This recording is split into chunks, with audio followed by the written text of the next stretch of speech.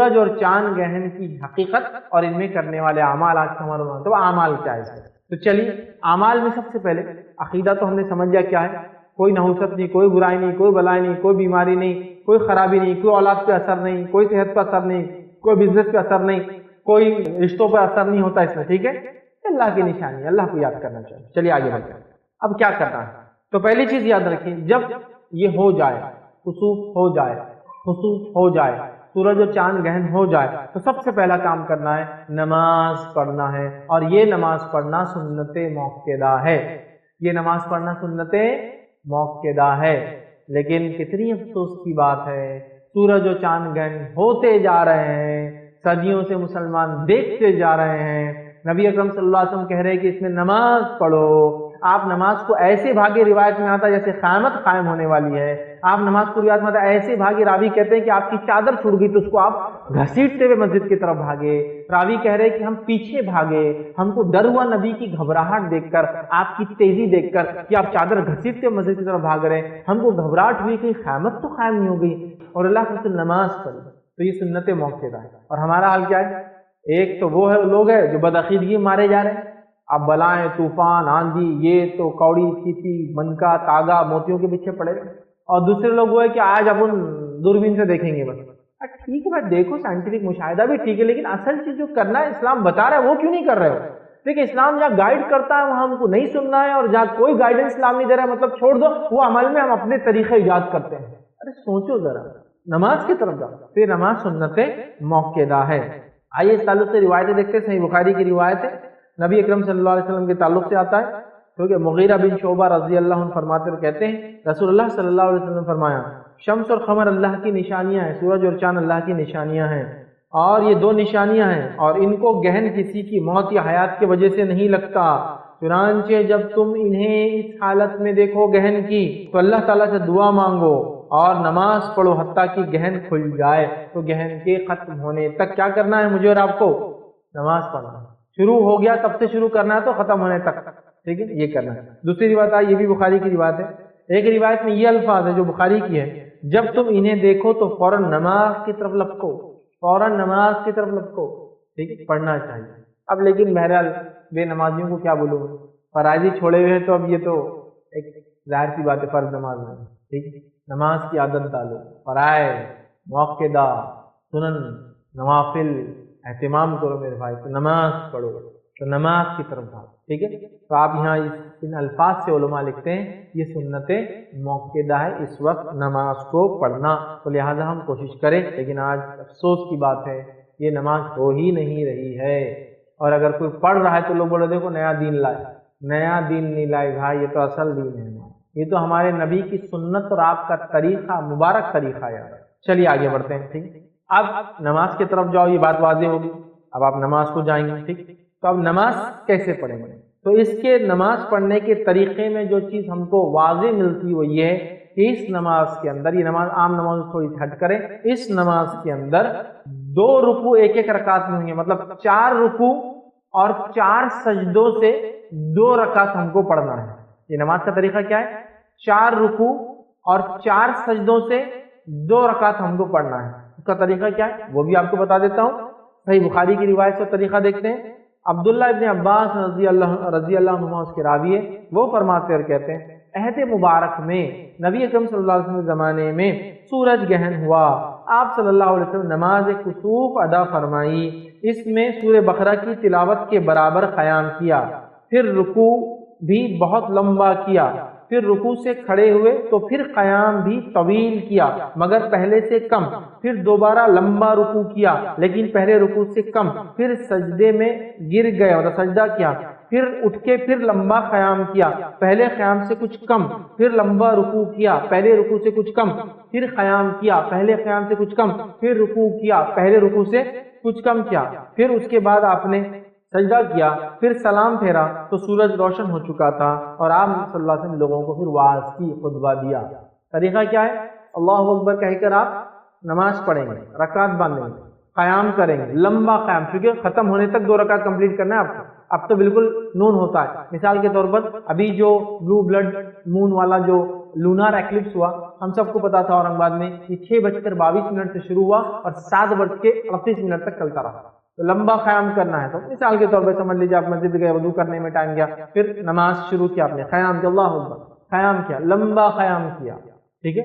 नमाज वही आप नमाज की सना और सूरतुल फातिहा, उसका लंबा क़याम, लंबी लंबी सूरतें पढ़ सकते हैं, लंबी याद, छोटी छोटी कई सूरतें पढ़ सकते हैं। उसके बाद रुकू करेंगे आप, अल्लाहु अकबर, ठीक है। रुकू करने के बाद समी अल्लाहु लिमन हमीदा रब्बना लकल हम्द, रुकू से वापस खड़े हो जाएंगे और फिर क़याम कर लेंगे, समझिए। ये नमाज में अल्लाहु अकबर, क़याम, रुकू के बाद फिर समी अल्लाहु लिमन हमीदा रब्बना लकल हम्द, फिर लंबा क़याम, लेकिन पहले क़याम से कुछ छोटा, सबसे पहला क़याम सबसे लंबा, थोड़ा छोटा, उसके बाद फिर रुकू, ये रुकू भी बहुत लंबा लेकिन पहले रुकू से कुछ छोटा, फिर ये दूसरे रुकू के बाद आप खड़े होंगे समी अल्लाहु लिमन हमीदा रब्बना लकल हम्द, फिर अल्लाहु अकबर, सजदा, पहला सजदा, फिर अल्लाहु अकबर, फिर अल्लाहु अकबर, दूसरा सजदा, फिर अल्लाहु अकबर, खड़े हो गए आप, खड़े होने के बाद फिर से क़याम, लंबा क़याम लेकिन दूसरे क़याम से छोटा, पहले वाले, इससे पहले कौन सा था, दूसरे नमाज, उससे थोड़ा छोटा, ठीक है, क्योंकि 2 क़याम हो गए ना पहली रकात में, थोड़ा छोटा।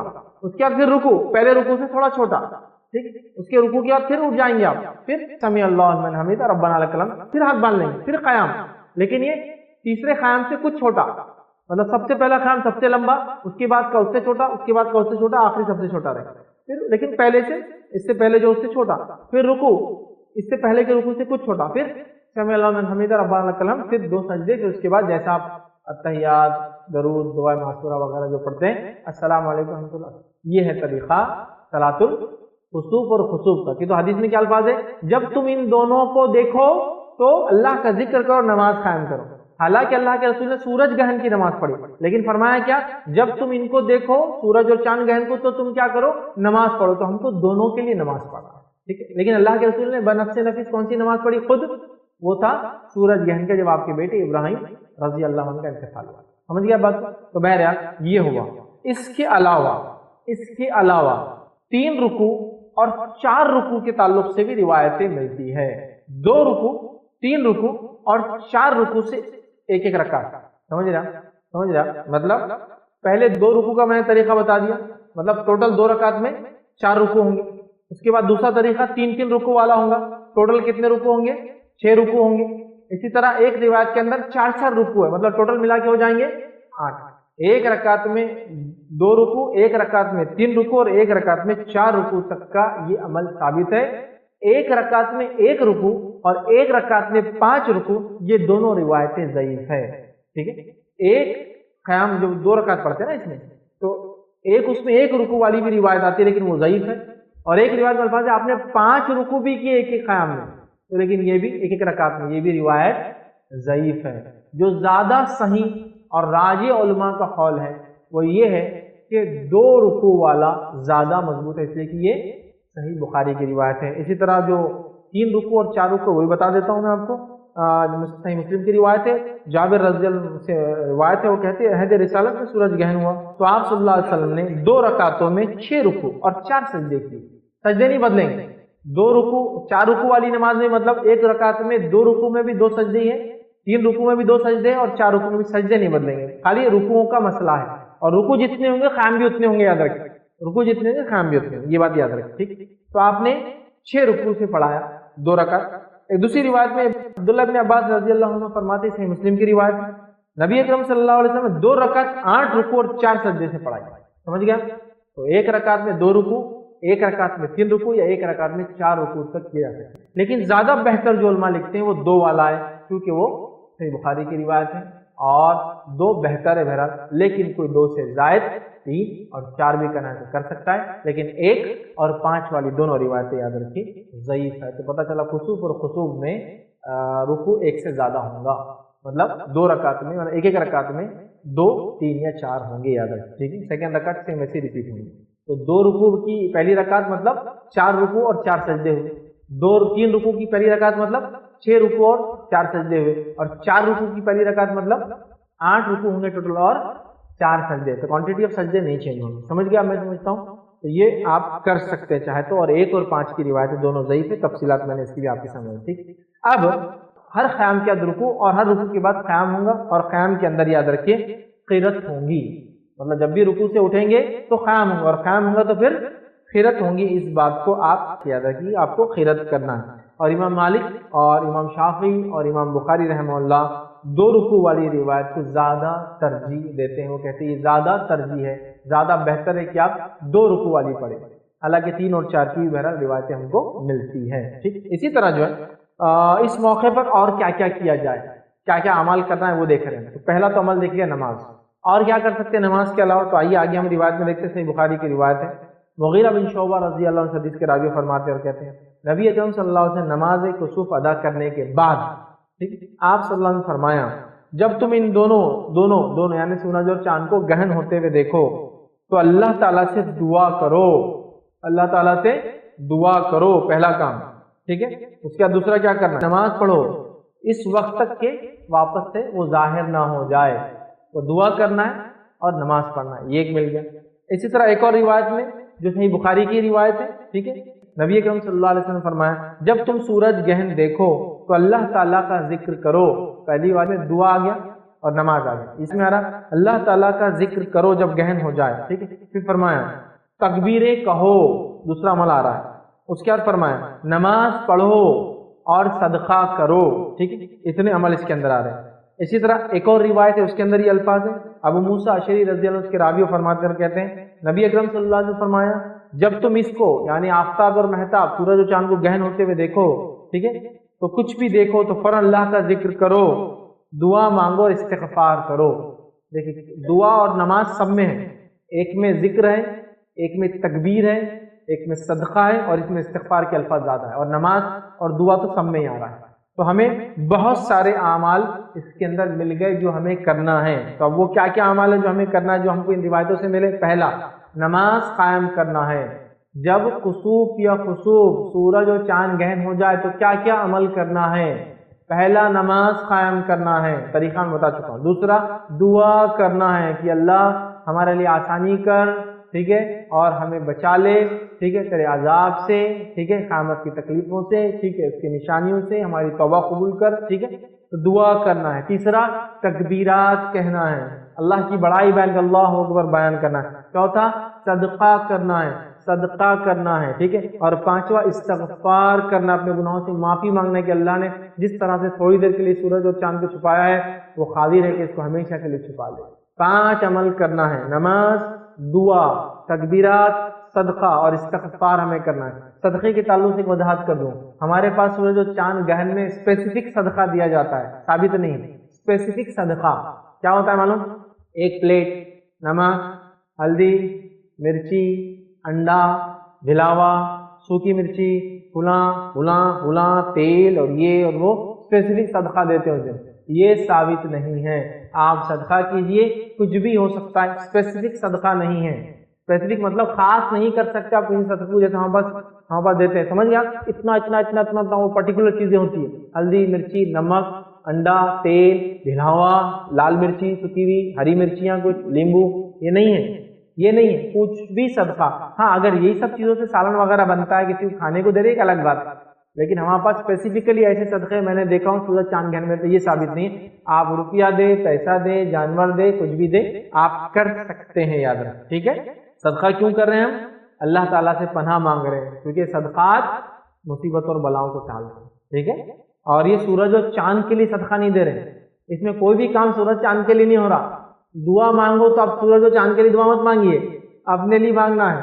استغفار سورج چاند کے لیے نہیں، کیونکہ ایک عقیدہ یہ بھی مسلمانوں میں کہ سورج اور چاند تکلیف میں رہتے ہوتے ہیں تو ان کے لیے استغفار کرتے ہو، اللہ ان کے ساتھ آسانی کرے۔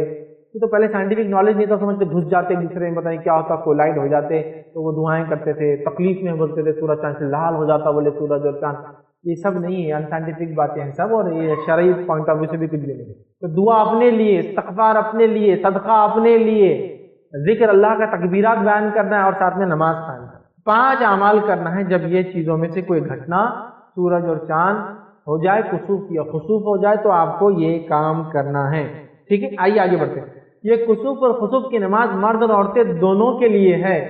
بہرحال ہمارے پاس تو فرض میں آنا بند کر دی ان کا، عورتوں کا، تو اب خسوف کیا بولوں میں آپ؟ نبی اکرم صلی اللہ علیہ وسلم زمانے سے لے کر آج تک عورتیں مسجد حرم میں، مسجد نبوی میں آتی تھی، آتی ہے اور آتی رہیں گی قیامت۔ اور انڈیا، پاکستان، بنگلہ دیش کو چھوڑ کر پورے دنیا کی مسجدوں میں عورتیں نمازوں کو آتی ہے 5 وقتہ، آتی تھی، آتی ہے اور آتی رہیں گی. لیکن ایک بڑا افسوسناک بات ہے کہ انڈیا، پاکستان میں، بنگلہ دیش میں پورے لچے، لفنگے، موالی، غنڈے مسجدوں کے باہر بیٹھتے ہیں، لہٰذا چھیڑ چھاڑ کے امکانات بڑھ جاتے ہیں. اس لیے ہم لوگ احتیاطاً فتنہ نہ ہو بلکہ عورتوں کو نہیں بھیجتے ہیں، کیونکہ یہاں شریف لوگ نہیں رہتے نا. لیکن بازار وغیرہ میں بہت شریف لوگ موجود ہوتے ہیں تو وہ تو کبھی کچھ نہیں کرتے ہماری عورتوں کے ساتھ. کالجز کے اندر بھی بڑی شرافت کا عمل ہوتا ہے ہماری بچیوں کے ساتھ، تو کوئی مسئلہ ہی نہیں. وہاں تو نیک لوگ ہی ہوتے ہیں، وہاں تو پورے اللہ کے ولی رہتے ہیں پورے. اسی طرح تھیٹرز میں پورے اللہ کے ولی ہے تو وہاں نہیں ہوتا، لیکن مسجدوں میں سارے لچے لفنگے اس کے اطراف گھومتے رہتے ہیں. جیسی عورت گئی تو فتنہ ہونے کا ڈر بڑھ جاتا ہے. ہاں، اکیلی سفر کر کے وہ دنیا کے کونوں میں گھوم سکتی ہے، لیکن نماز کو اکیلی نہیں ہے. نماز کو مسجد میں جانے سے کیا ہوتا ہے؟ فتنہ ہوتا ہے. تو شاید ہم لوگ یہ انڈیا، پاکستان میں دنیا کو یہ بول رہے ہیں کہ ہاں پورے لچے لفنگے موالیاں ہمارے پاس ہی ہے، اور مسلمان یہ بول رہے ہیں کہ ہاں ہمارے کمیونٹی میں اتنے گندے لوگ ہیں کہ ہماری عورتیں مسجد کو نہیں جا سکتی نماز پڑھنے. واللہ عالم. پھر اس کے علاوہ کیا وجہ ہے؟ اگر لوگ بتائیں تو میں بھی اپنے رائے بدلنے پہ مجبور ہو جاؤں گا کہ نہیں بھائی صحیح بات ہے، عورت کا مسجد میں آنا اتنا ہے. یہ تو پورے گلف میں عورت مسجد میں آ رہی ہے، پورے یورپ میں مسجد میں عورت آتی ہے، آتی تھی، آتی ہے اور آتی رہیں گے. میں آج کی بات نہیں کر رہا ہوں. مسلمانوں نے، امیت نے نبی اکرم صلی اللہ علیہ وسلم وفات کے 50 سال بعد اندلس کے اندر مسلمانوں کی حکومت تھی، یورپ نمازیں پڑھی، پورا انتظام تھا. آٹومن امپائر جو لاسٹ ختم ہونے والی حکومت تھی یورپ سے جو نکلی، جتنی مسجدیں تھیں عورتوں کا انتظام تھا. بالکل ترکی جو خلافت بولتے عورتوں کا تھا، تو پورے یورپ میں عورتیں آتی تھی، آتی ہے اور آتی رہیں گی. پورے امریکہ میں جب مسجدیں اسٹیبلش ہوئی عورتوں کا انتظام شروع سے ہے. پورے آسٹریلیا میں وہی حال ہے، آپ رشیا چلے جائیں وہی حال ہے، ملیشیا چلے جائیں، انڈونیشیا چلے جائیں. صرف انڈیا، پاکستان، بر صغیر میں فتنہ ہے، باقی جگہ فتنہ نہیں ہے. تو ہم لوگ کیا بولنا چاہ رہے ہیں مجھے نہیں پتا، کہ شاید ہمارے پاس اتنے برے لوگ ہیں یا پھر ہماری عورتیں اتنی بری ہیں کہ باہر آگے فتنہ کر دیتے، تو لہٰذا مسجد کو بچانے کے لیے ہم لوگ ان کو آنے نہیں دیتے. سوچو مسلمانوں، سوچو. تو یہ نماز مرد اور عورتیں دونوں پڑھیں گی. دونوں کے اس لیے کہ اس واقعات میں جو راویوں کے میں نے نام لیا، مائی عائشہ نے ایک حدیث روایت کی، اللہ کے رسول نے یہ فرمایا، نماز پڑھائی ہم کو. اور ایک روایت میں اسما رضی اللہ عنہا جو عائشہ رضی اللہ عنہ کی بہن ہے وہ بھی موجود تھی، اور انہوں نے کہا اللہ کے رسول نے خیرت کی اور ہم نے خیرت سنی. نماز میں خیرت بھی ہوتی ہے، سنی تو عورتیں تھی، انہوں نے اس لیے نماز کو سنا، خیرت کو سنا. یہ بات کو ٹھیک ہے. تو بہرحال مرد اور عورتیں دونوں کے لیے. اب نماز کسوف باجماعت ادا کرنا چاہیے، یہی سنت ہے، یہی راجح ہے، یہی درست اور بہتر ہے. ٹھیک ہے. نبی اکرم صلی اللہ علیہ وسلم نے دیکھیے اس کے تعلق سے امام بخاری نے جو ہے ایک باب باندھا بخاری کے اندر، اور باب قائم کیا صلاۃ الکسوف جماع. ایک باب باندھا کہ کسوف کی نماز جماعت کے ساتھ. ٹھیک ہے. تو گویا یہ نماز با جماعت ہوتی ہے، یاد رکھیں. ٹھیک ہے. اسی طرح جو ہے نبی اکرم صلی اللہ علیہ وسلم نے ایک منادی دینے والے کو بھیجا، مطلب جو آپ نماز کے لیے آپ نے ایک آدمی کو بھیجا، اور وہ آدمی کہہ رہا تھا الصلاۃ الجامعہ، کہ نماز کے لیے جمع ہو جاؤ. تو گویا اذان نہیں دی جائیں گی اس کے لیے، یہ نماز میں کوئی اقامت بھی نہیں ہے، لیکن اس نماز کے لیے آواز دی جا سکتی، نماز کے لیے جمع ہو، نماز کے لیے مسجد میں آ جاؤ. یہ کہنے میں کوئی حرج نہیں. جدید دور میں واٹس ایپ وغیرہ کے ذریعے آپ بول سکتے ہیں نماز کو آ جاؤ، مطلب بلانا مقصود ہے، اس میں کوئی اذان نہیں ہے، اس میں کوئی اقامت نہیں ہے. تو اللہ کے رسول نے ایک شخص کو بھیجا، یہ اللہ کے رسول نے خود کہا نماز کے لیے جمع ہو جاؤ، یعنی نماز کے لیے جمع ہو جاؤ. نبی اکرم صلی اللہ علیہ وسلم نے منادی دینے والے کو بھیجا اور اسے کہا کہو نماز کے لیے جمع ہو جاؤ. اس نے اعلان کیا اور لوگ نماز کے لیے جمع ہو گئے. ٹھیک ہے. تو اس کو باجماعت پڑھنا ہے، مردی عورتیں بھی پڑھیں گی، اس کے لیے کوئی اذان نہیں، کوئی اقامت نہیں، لیکن اس کے لیے اعلان کیا جا سکتا ہے کہ نماز کے لیے آ جاؤ، یا نماز اتنے ٹائم پر ہی مسجد میں ہوگی. کیونکہ آج کل پہلے سے پتہ ہوتا ہے کہ کب سورج گرہن چالو اور کب، تو ہم پہلے سے بول سکتے ہیں کہ 6:22 کو شروع ہوتا مغرب پڑھیے، مغرب کے بعد صلاۃ الکسوف ہوں گی یا صلاۃ الخسوف ہوں گی. چلیے اس کے بعد نماز کسوف میں جہری قرات کی جائیں گی. یاد رکھیں امام قرات کریں گا، جس کے تعلق سے بخاری کی روایت میں عائشہ فرماتی اور کہتی ہے نبی اکرم صلی اللہ علیہ وسلم نماز کسوف پڑھائی جس میں جہر سے قرات کی، زور سے قرات کی، تو اس میں زور سے سنیں گے. اس تعلق سے کچھ روایتیں آتی، کچھ صحابہ کہتے ہیں اللہ کے رسول نے قرات نہیں کرائی، لیکن اس پر لوگوں نے کلام کیا کہ ضعیف ہے. میں عائشہ کہتے ہیں کہ انہوں نے قرات کی، مطلب سنے آ رہی تھی عورتوں کی سب تک جو ہے آواز. ٹھیک.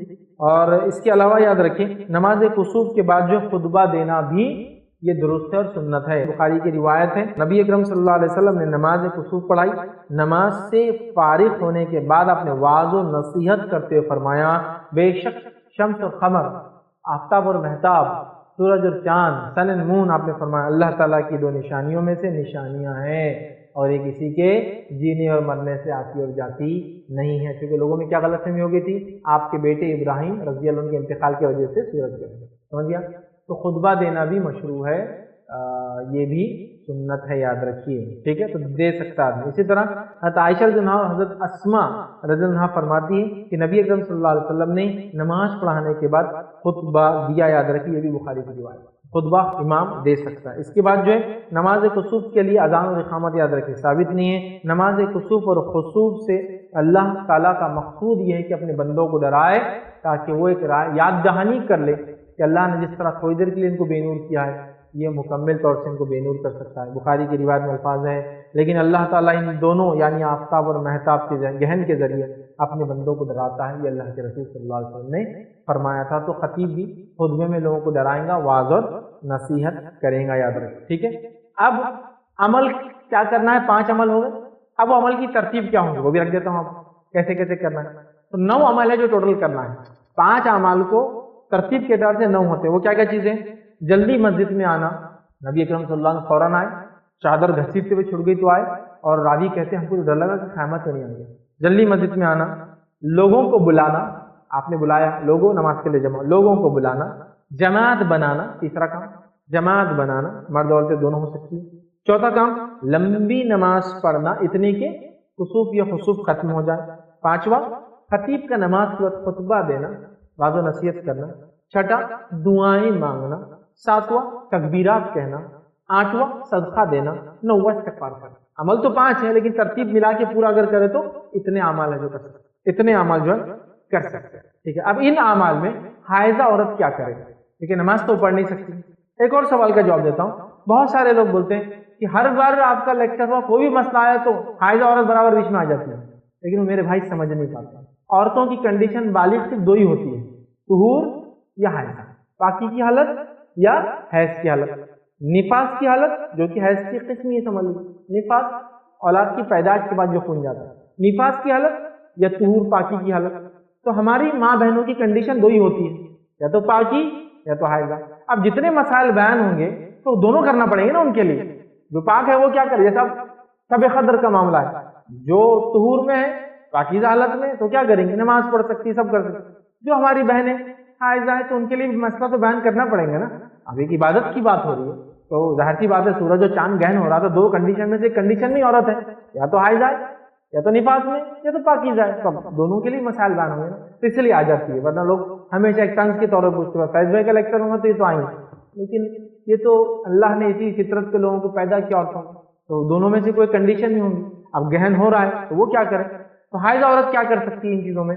نماز چھوڑ کر باقی سارے کام کرے، لیکن وہ نماز نہیں پڑھ سکتی کیونکہ وضو غسل وغیرہ نہیں، تو وہ دعا کر سکتی ہے، وہ تکبیرات کہہ سکتی ہے، ٹھیک، وہ صدقہ دے سکتی ہے، اور وہ استغفار کر سکتی ہے، بس نماز والا عمل چھوڑ دو۔ تو حائضہ عورت کیا کریں گی؟ جب سورج و چاند گہن ہوں گا نماز چھوڑ کر باقی سارے اعمال وہ کر سکتی ہے، اس میں کوئی مسئلہ نہیں۔ کہ دلیل کیا ہے کہ بہت سے لوگ پوچھتے ہیں اللہ کا ذکر حج کی حالت میں کیسے ہو سکتا ہے، استغفار کیسے ہو سکتا؟ تو ان کو بیچاروں کو علم نہیں ہے، اس لیے بتا رہا ہوں۔ نبی اکرم صلی اللہ علیہ وسلم کے ساتھ میں عائشہ حج کے لیے گئی اور آپ ایک جگہ روتے بیٹھی ہوئی تھی۔ نبی اکرم صلی اللہ علیہ وسلم کہا کیا بات ہے عائشہ، کیوں رو رہی ہو؟ تو کہ اللہ کے رسول مجھے حیض آ گیا، میں آپ کے ساتھ حج پر آئی تھی اس نیت سے کہ آپ کے ساتھ حج کروں گے، حیض آ گیا۔ تو کہ اللہ نے آدم کی بیٹیوں کو اسی فطرت پر پیدا کیا ہے، this is something not in natural, یہ نیچرل ہے تو ہوتا ہے، اس میں کوئی مسئلہ نہیں ہے۔ تم کیا کرو؟ طواف چھوڑ کر باقی سب کرو، اور طواف چھوڑ کر باقی سب کرو۔ اور حج میں سب سے زیادہ کیا ہے معلوم آپ کو؟